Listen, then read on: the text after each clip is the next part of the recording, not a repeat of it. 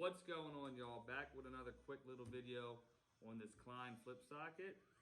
I got to use it pretty extensively this week, as typically during the week I'm just doing residential AC where I'm just taking off 5/16 and 1/4 inch screws. But this week we're dismantling a 20-ton air conditioner that we had to fit through a tiny ass door. So we had to take the whole thing apart, chop it down to get it through.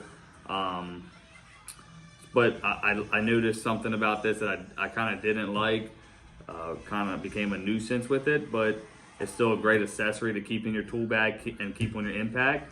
So I'm just gonna flip the camera around and we're gonna take a look at it. All right, guys. So what I wanted to go over was something I experienced this week with it. Like I said, that's just there for aesthetics. Again, you can put a 1/4 inch adapter inside of there, but I guess the shorter ones work better. But you can see if you use a 2 inch, it's just gonna wobble, but it will do what you need it, except for that. But I don't use that feature.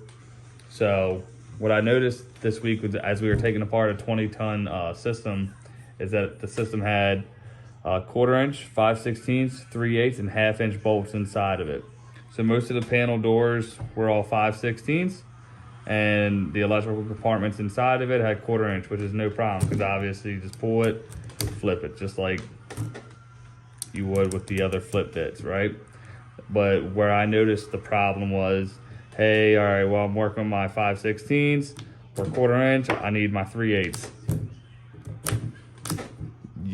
So as you can see, I can't get my 3/8 bit to pull off. I have to take off the shaft, remove the lower flip socket, put it on, and then what did that take? 3-4 seconds?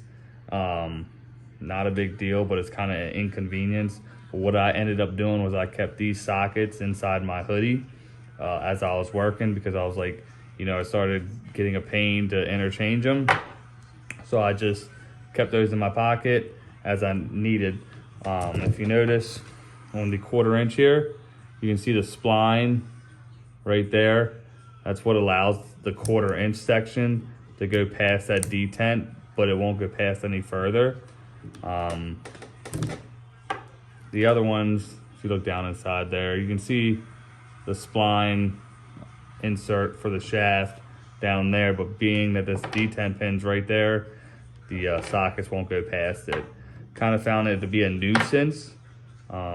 Still a great tool, obviously. I'm gonna utilize it, but that was something, like I said, I wanted to bring to y'all's attention if you were contemplating it. But I mean, you still get 6 nut runners or nut drivers, whatever you want to call it, on one tool, one shaft. So yeah, that's gonna do it for today's video. If you guys please subscribe, like the video, and comment, leave some comments or whatever down below. There'll be a link for the socket, the 7-in-1 flip socket, and I'll catch y'all in the next one.